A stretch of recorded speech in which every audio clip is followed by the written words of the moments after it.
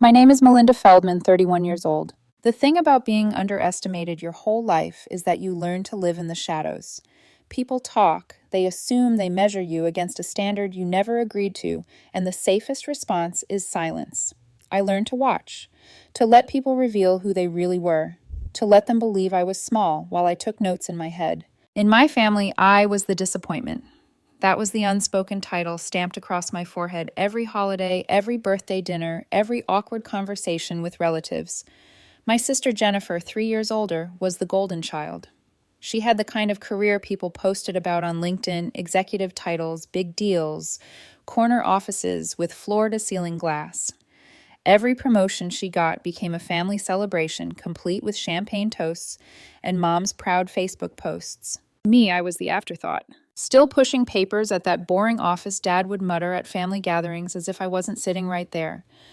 Melinda works for some federal agency, Mom would explain, half apologetic to anyone who asked. Something with banking regulations. We don't really understand it. She'd shrug as though my career were some strange embarrassment to cover up. Jennifer never missed the chance to twist the knife. At Sunday dinners, she'd flash her perfectly manicured nails and announce things like, "Just closed a $3 million deal this week." Then, without skipping a beat, meanwhile, Melinda's probably filling out forms for his $60,000 salary. The family would laugh politely. I'd smile and change the subject, pretending it didn't land, pretending it didn't sting. But what they didn't know, what I couldn't tell them, was that my so-called boring job was anything but. Behind the modest suits from Macy's and the 10-year-old Honda I drove, I was a senior special agent with the Financial Crimes Enforcement Network, a division of the U.S. Treasury Department. My days weren't filled with pushing papers. They were spent dismantling multi-million-dollar money, laundering rings, tracking identity theft syndicates that spanned states, and testifying against criminals whose schemes destroyed lives. My clearance level was higher than most people knew existed. My testimony had put fraudsters away for decades. I'd been in rooms with FBI directors and Justice Department prosecutors quietly working cases that never made the news, but saved thousands from financial ruin. But secrecy was the price of the job. I lived modestly, deliberately blending in. A flashy lifestyle would have drawn attention, jeopardized undercover work. So I let my family believe I was unremarkable, a man adrift in mediocrity. For years, it was manageable. I could take their jokes, their pity. But 6 months ago, something shifted. Jennifer had always been competitive, but lately her cruelty had sharpened into something meaner. She warned Mom loudly at Easter dinner, "Don't lend Melinda money. He's terrible with finances, always has been." At a nephew's birthday, she laughed about my past rejection for a credit card. "Some of us are just better with money," she said, raising her glass, as if my life were her punchline. At first I ignored it, but then I noticed the rest. A brand new luxury SUV parked in her driveway. Designer handbags appearing on her Instagram feed every other week. Talk about expanding her investment portfolio and diversifying assets as though she were suddenly a Wall Street mogul. This was the same sister who a year earlier had been drowning in student loans. Overnight, she seemed to have found a fountain of cash. I should have paid closer attention. Instead, I buried myself in a high-priority case, a cryptocurrency Ponzi scheme bleeding thousands of victims dry. Long hours, endless travel, late-night strategy sessions. I didn't have the bandwidth to play detective in my sister's finances. I told myself she'd gotten a big promotion, maybe a bonus. I let it go. Then came the text. It was a Tuesday afternoon, mid-briefing, on a multi-state identity theft ring we'd been chasing for 8 months. My phone buzzed. "Mom, family dinner this Sunday. Your father has an announcement. Be there." I almost replied no. Sundays were my only day off, and the thought of sitting through Jennifer's monologues about her corporate brilliance felt like a slow bleed. But Dad's announcements were never trivial. Retirement news, health scares, big financial decisions. When he gathered the family, it meant something. So I typed back, "I'll be there." That Sunday, I pulled up to my parents' house in Bethesda. The scene was the same as it had been for years. Mom's dining room table, stretched to seat 12, gleamed under the chandelier. She'd set out the good china, the crystal glasses, the linen napkins that required special laundering, a performance of domestic elegance. Jennifer arrived last, sweeping in like a queen. She stepped out of a Mercedes GLE 450, $75,000. I noted automatically and shrugged off a Burberry coat before kissing Mom on both cheeks. She wasted no time boasting. The board approved my proposal. I'm basically running East Coast operations now. Mom beamed, as if her daughter had just been crowned empress. Marcus, oh, sorry, Melinda.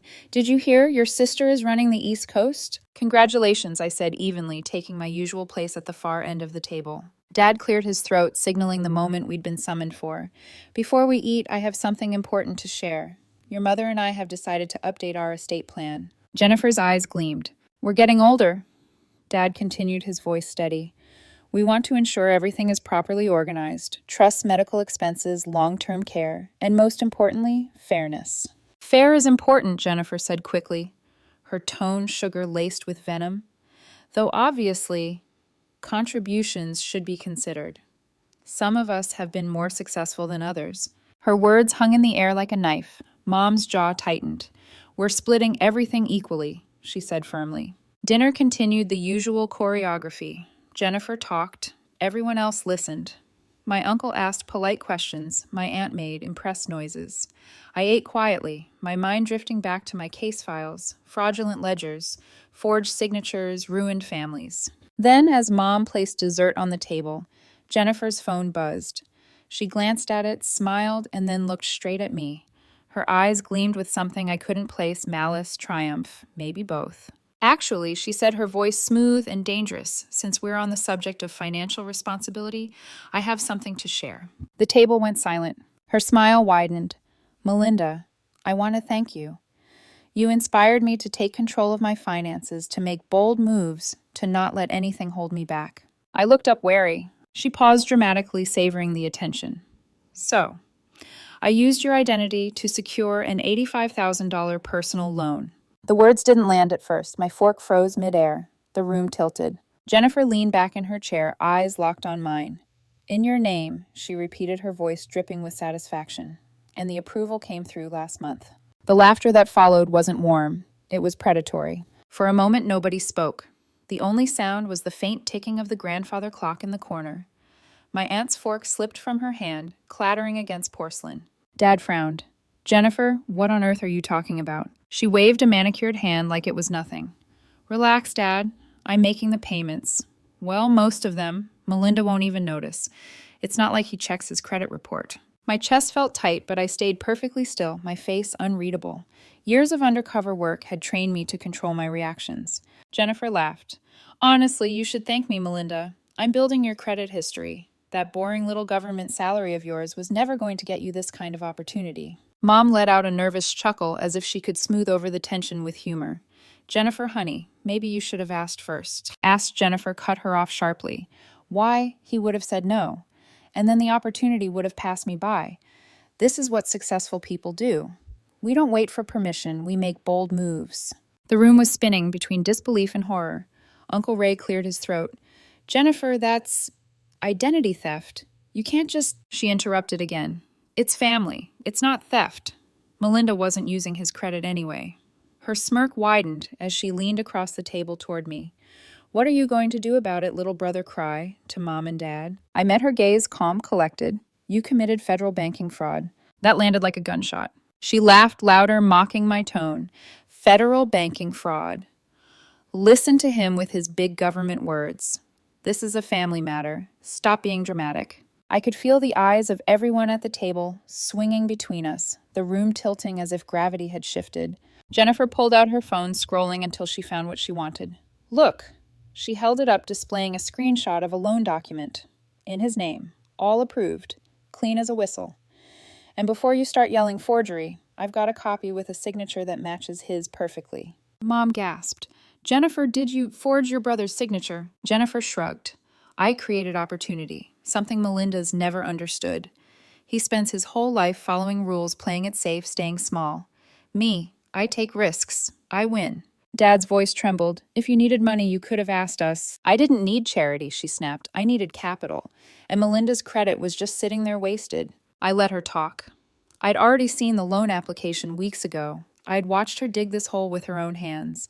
And now she was performing her confession like it was a victory speech. She leaned back in her chair, satisfied eyes glittering. Face it, Melinda, you can't stop me. You can't afford a lawyer. Even if you could prove it, and you can't, you'd never take your own sister to court. So really, what are you going to do? I placed my fork down slowly, deliberately, the sound sharp in the silence. You've already missed payments. Her smile faltered. What? You said you're making most of them. That means you've already defaulted on some.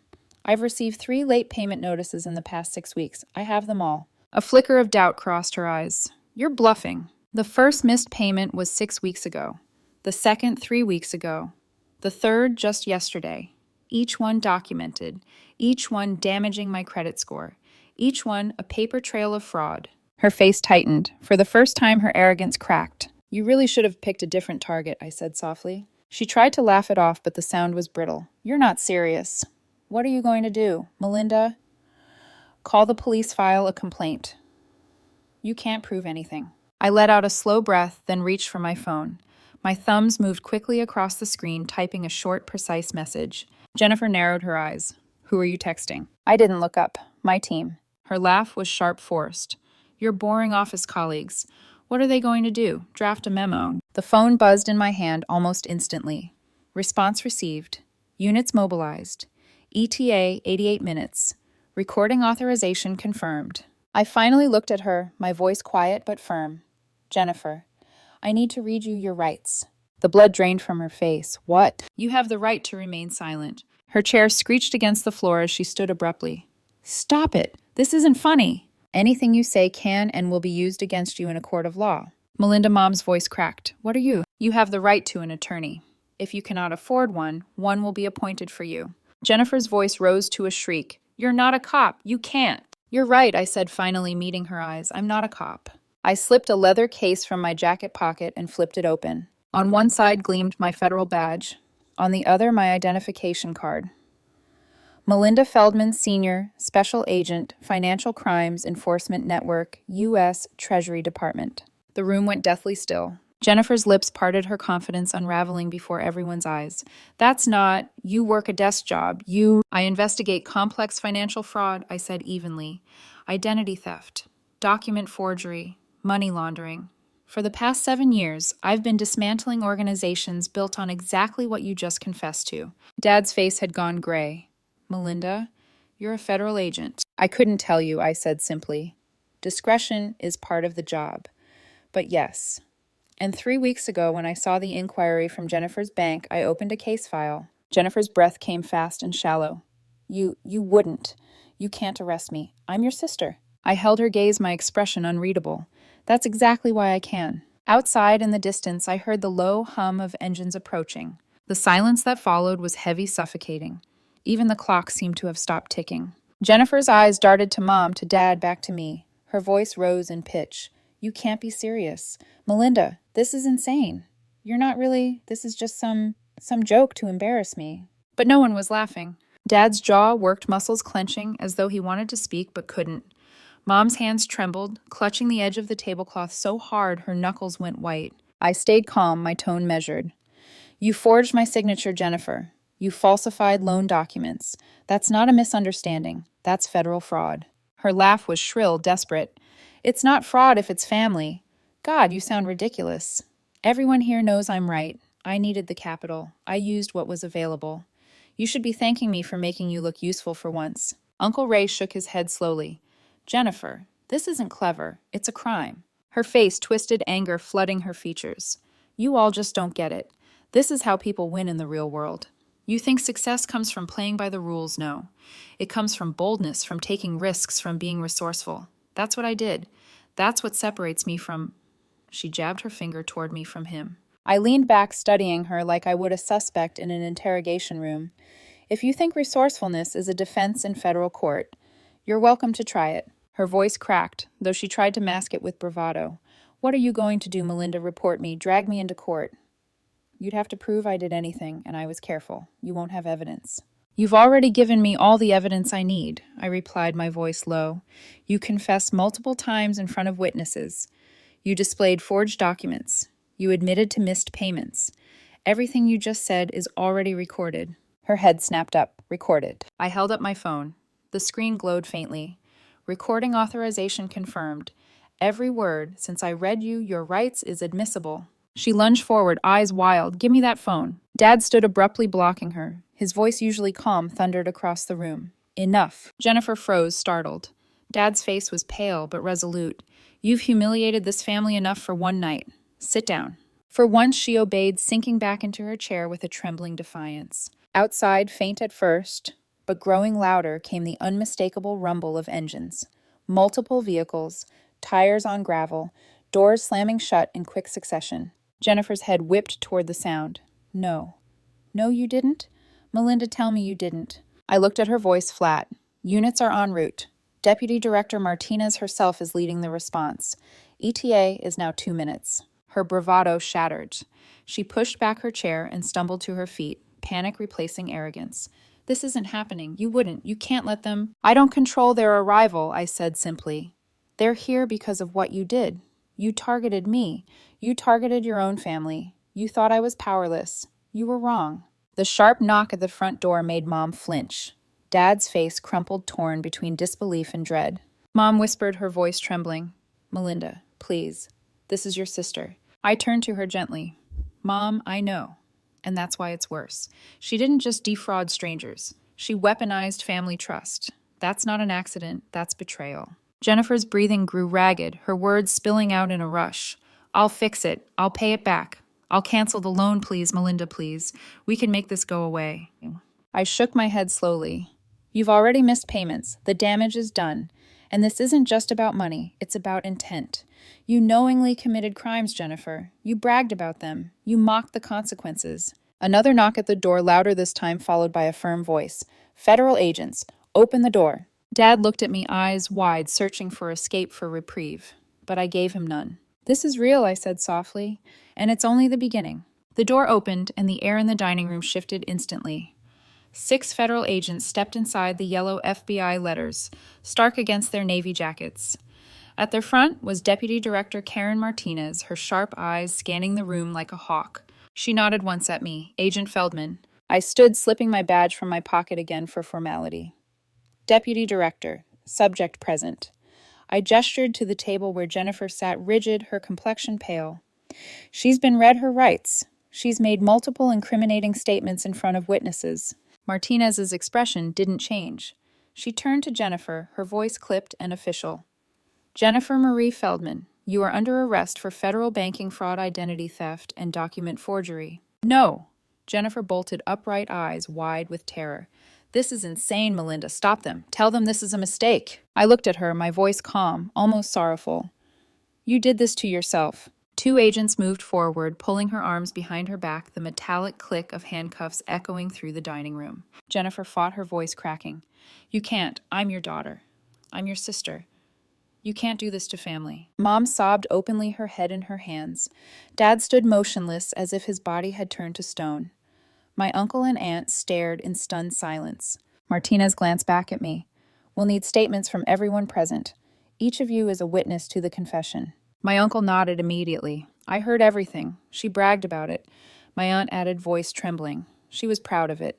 Jennifer struggled in the agent's grip, tears streaming now, the mask finally cracking. Please, Melinda. Please, I didn't mean. I met her gaze one last time. You knew exactly what you meant, and now you'll face it. Martinez's voice was brisk. Agent Feldman, given the personal connection, you'll need to recuse yourself from the case going forward. Understood, I said. I've documented everything. The file is ready for transfer. Outside, the flashing red and blue lights painted the street. Neighbors stood on their porches, whispering, watching. Phones recorded.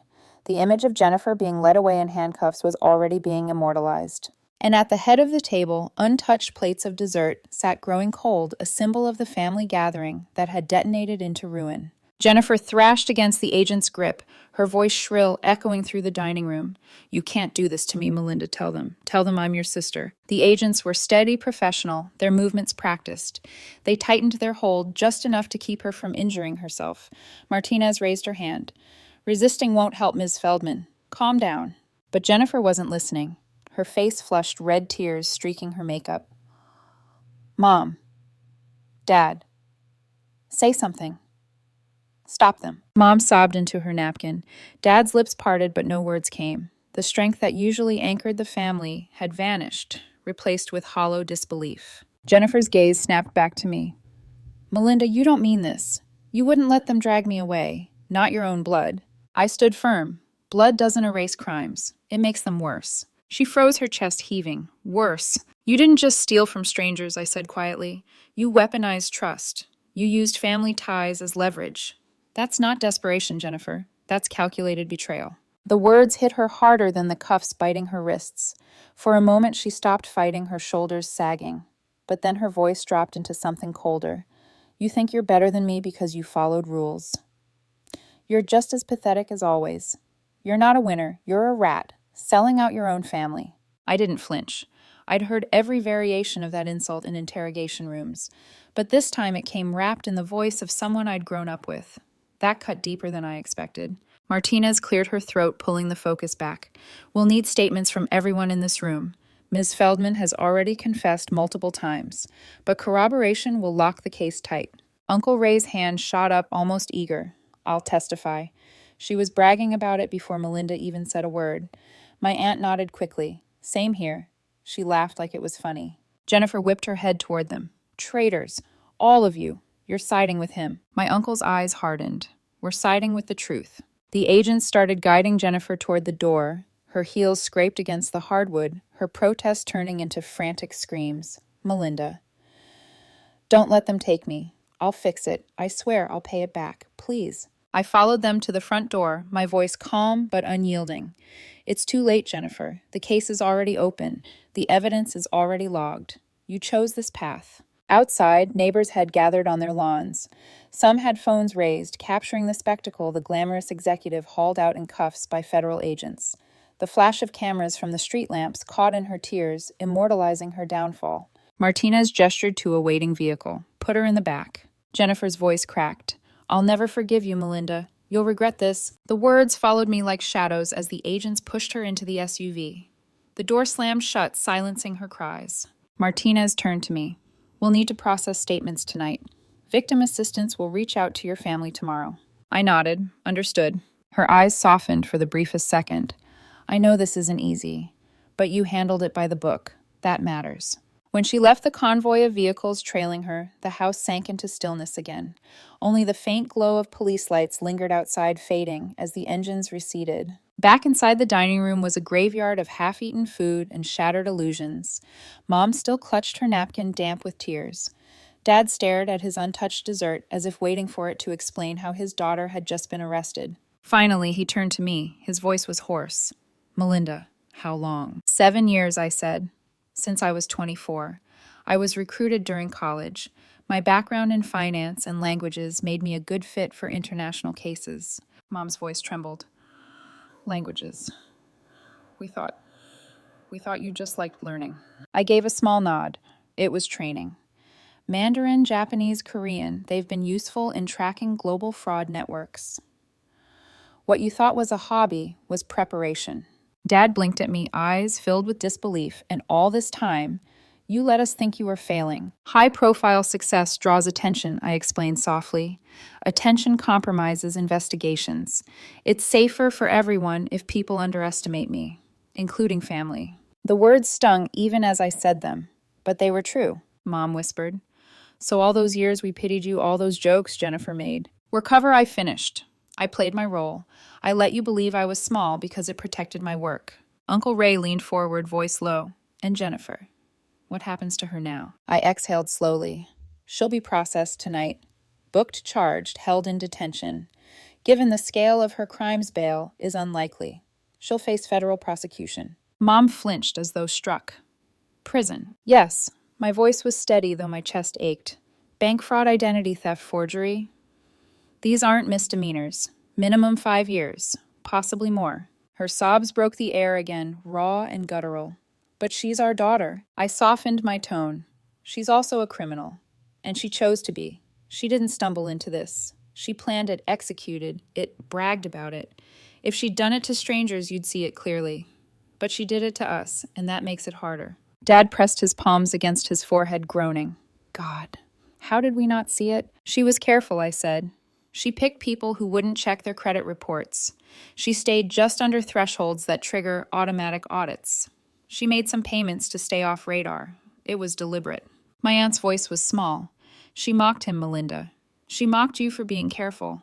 But you were the only one who saw her for what she was. I looked around the table at their hollow faces. This wasn't about me. It was about patterns. Fraud leaves trails. She thought family bonds would blind you to them. She was right until tonight. Dad lowered his hands. His face aged a decade in an hour. Melinda, do we have to consent to a search? I met his eyes. The Bureau will request one. They'll need to search her room, her belongings. If you refuse, they'll get a warrant. Either way, it will happen. He swallowed hard. What are they looking for? Evidence she's done this to others, I said.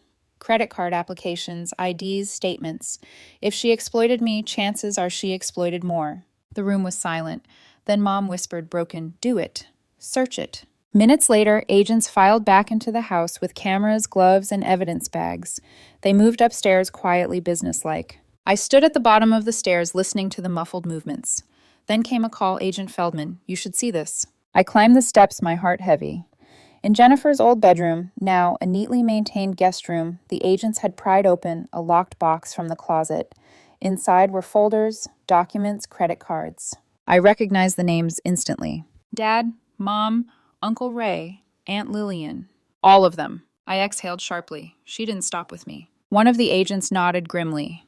We'll catalog everything. Multiple victims, multiple identities. This goes deeper than a single loan. My parents stood behind me, pale trembling, staring at the evidence of their daughter's secret life. Mom whispered the words no one wanted to say. Our daughter was a thief. I closed my eyes briefly, then forced myself to face it. No, Mom. She wasn't just a thief. She was a predator, and she used us as prey. The air in Jennifer's old bedroom felt colder than the rest of the house, as if the walls themselves recoiled at what had been uncovered. The agents worked with methodical precision, photographing every document, bagging every piece of evidence. The soft click of the camera shutters was louder than any scream. The open box sat on the bedspread, its contents spilling out like entrails. Stacks of credit card applications, photocopies of social security cards, driver's licenses, some real, some forged, folders labeled with family names in Jennifer's neat handwriting. Dad's face went pale. That's my name. I nodded grimly. And Mom's, Uncle Ray's, Aunt Lillian's. My uncle staggered back, his hand gripping the doorframe. She stole from me too. The agent carefully lifted a folder. Bank statements, loan applications. Looks like multiple accounts opened in your name, sir. Uncle Ray's face drained of color. He muttered a prayer under his breath. Mom clutched at her chest as though her heart might give out. How could she do this to us, to her own family? I answered quietly but firmly. Because we were easy targets. She thought none of you would check. She thought your trust was something she could exploit. Mom shook her head, tears running freely. No, she was our daughter, my baby. I held her when she was sick. I drove her to school every morning. I never missed a recital. She loved us. I turned toward her. Love doesn't look like this, Mom. Love doesn't steal from the people who raised you, who fed you, who trusted you. This is greed. This is entitlement dressed up as ambition. Dad's voice cracked, and we praised her. Every success she flaunted, every car, every coat, every so-called promotion. We clapped. We believed. The agents exchanged glances but kept working, bagging item after item. One of them paused, holding up a thin black ledger. Agent Feldman, this looks like her personal record-keeping. I opened it carefully.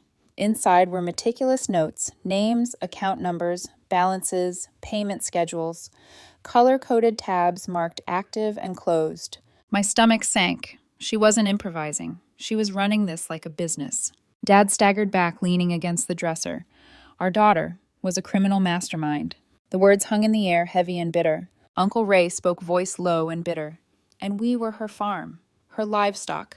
She bled us for credit one by one while we were too blind to notice. Aunt Lillian covered her mouth, whispering all those times she bragged about investments, about winning in life. It was all stolen. I nodded. She built an empire of lies. Designer clothes, luxury cars, expensive dinners. It wasn't success. It was fraud funded on the backs of the people closest to her. Mom pressed her palms to her ears. Stop! Please stop! But it couldn't be stopped. The evidence was there, undeniable, staring at us from the bedspread. One agent sealed the box. We'll need to trace every document, notify each victim, cross-reference with financial institutions. This isn't just a family dispute. This is a multi-victim fraud operation. Dad whispered, broken. And it started in this house. Back downstairs, the dining room was eerily unchanged, as if mocking us. Plates of half-eaten roast glasses of wine, now warm dessert, untouched.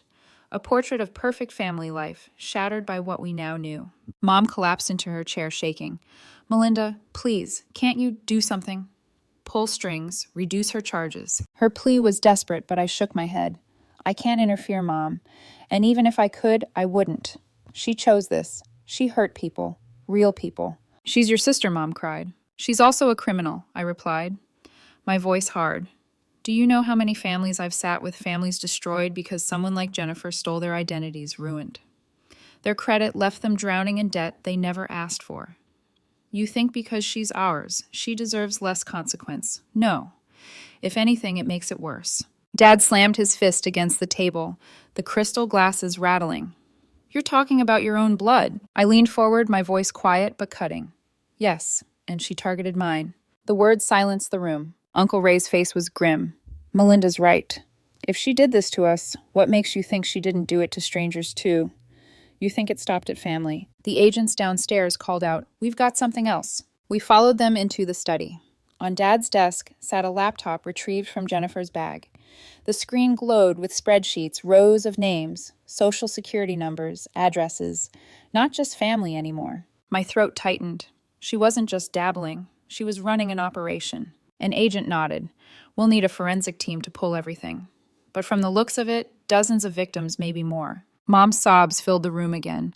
No, no, no. This isn't her. This isn't my daughter. Dad sank into his chair, staring blankly at the screen. This is who she became. Later, after the agents packed up and left with boxes of evidence, the house fell into a hollow silence. The family sat together, but no one spoke. The clinking of evidence bags still echoed in my ears. Finally, Uncle Ray broke the silence. So what now? I rubbed my temples. The FBI will dig deeper. They'll cross-check her accounts, audit her finances, track every fraudulent dollar. If she was running this long-term, the scope could be huge. Aunt Lillian's voice was small. How long, Melinda? How long has she been doing this? I looked at the evidence in my mind, the new car, the designer bags, the sudden wealth. At least 2 years. Maybe 3. Dad groaned. And we never noticed. She was careful, I said. She made just enough payments to stay invisible. She kept loans under review thresholds. She picked victims who wouldn't think to check. It was deliberate. Uncle Ray muttered. She mocked you for being cautious. But you were the only one who saw through her. I stared at the untouched dessert, the sweet scent now nauseating. I didn't see it soon enough. Mom's voice cracked. Melinda, please, can't you forgive her? I turned toward her, meeting her tear-filled eyes. Forgiveness is not mine to give. Not anymore. She didn't just hurt me. She hurt all of you. And she hurt strangers, people we don't even know. People who will spend years cleaning up the mess she left. Silence swallowed the room again. The family we once were, the picture-perfect dinners, the laughter, the subtle rivalries was gone. All that remained was wreckage. And upstairs in that locked box were the ashes of who Jennifer used to be. 3 days after Jennifer was taken away in handcuffs, the official indictment came down. 14 counts, federal banking fraud, identity theft, document, forgery, wire fraud. The U.S. Attorney's Office filed the charges without hesitation. Bail was denied. Her attorney argued she wasn't a flight risk, but the judge saw the evidence differently. Jennifer had access to Accounts Network's resources. She'd shown no remorse. She would remain in federal detention until trial. The news hit the family like another death. Mom spent mornings in silence, clutching rosary beads, whispering prayers that never seemed to comfort her. Dad threw himself into yard work, raking leaves that didn't need raking, repairing fences that weren't broken. Uncle Ray called me daily, asking what to do about his frozen accounts, how to file fraud alerts, how to protect his credit. Aunt Lillian barely spoke, her trust fractured beyond repair. And me, I buried myself in work. Cases didn't stop because my sister had detonated her life. But every report I wrote, every criminal I questioned felt heavier, because now I knew one of the fraudsters was my own blood. The trial came faster than anyone expected. Evidence stacked high. The prosecution built their case like a fortress. Jennifer's recorded confession, the forged loan documents, the stolen identities of family members, and the forensic audit that revealed the scope. $340,000 in fraudulent loans and credit cards, luxury car purchases, designer wardrobes, international trips, all of it built on lies. When Jennifer walked into court the first day dressed in an orange jumpsuit, shackles at her ankles, the gasp from our parents was audible. Gone was the polished executive in Burberry coats and diamond earrings. In her place was a woman stripped bare, her hair unkempt, her face pale, her hands trembling. Mom wept openly in the gallery. Dad sat stone-faced, his pride gutted. I sat in the back, the badge under my jacket weighing heavier than usual. The prosecutor's voice was clear and merciless. The defendant didn't simply make a mistake. She orchestrated a scheme. She targeted her own family. She forged signatures. She exploited trust. She lived a life of luxury by stealing the lives of others. This is not a misunderstanding. This is calculated fraud. Jennifer's attorney tried to argue otherwise. He painted her as ambitious, misunderstood, desperate for opportunity in a world that rewards boldness. He spoke of family loyalty, of the cruelty of prosecution, when alternatives like restitution were available. But Jennifer had undone herself. The recordings played in court, the smug tone in her voice, as she announced, "It's not theft when it's family." The laughter when she mocked me. The arrogance when she insisted she was building my credit. Each word dug her hole deeper. The verdict came after only 2 weeks of testimony. Guilty, on all counts. The sentencing hearing was 3 months later. I'll never forget the way the judge looked at her, stern and unflinching. Jennifer Marie Feldman. He said, his voice reverberating through the courtroom. You stand convicted of serious federal crimes. You exploited the people closest to you, betraying their trust for financial gain. You showed no remorse. You mocked the very laws you broke, and you believed you were above consequence. Jennifer stared at the floor, her hands clasped tightly in front of her. You were wrong, the judge continued.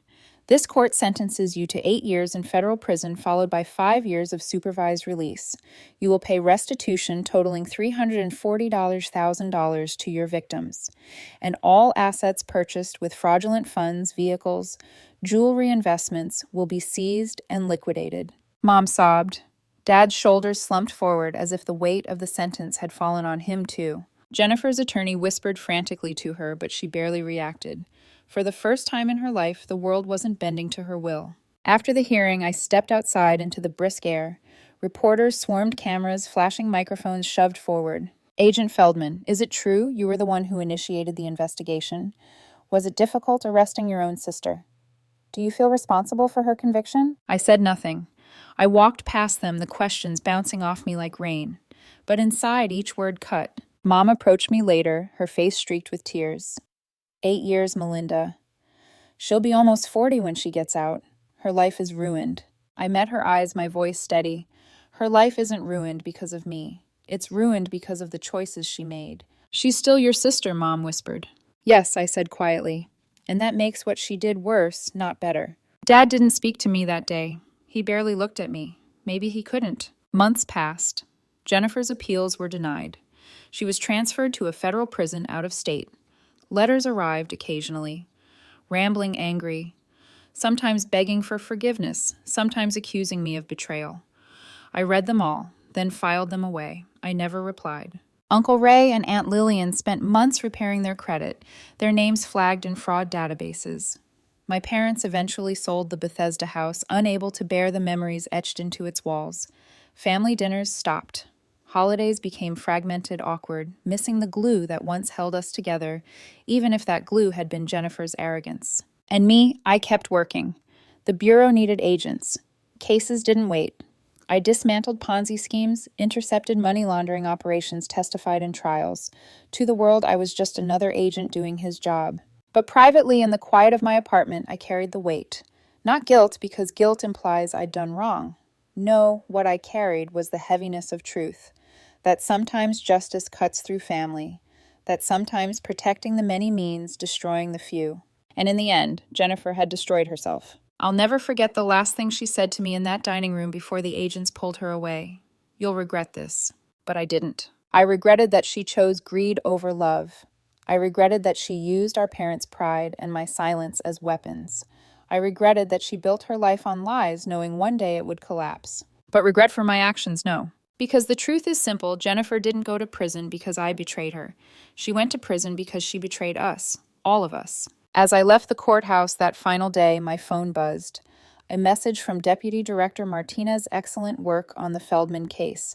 Your documentation was flawless. This will reflect well on your review. I stared at the message for a long moment, then typed back, just doing my job. Because that's what it was. Not revenge, not retribution, just the job. And sometimes the hardest part of the job is realizing that the enemy isn't always a stranger in the shadows. Sometimes it's family,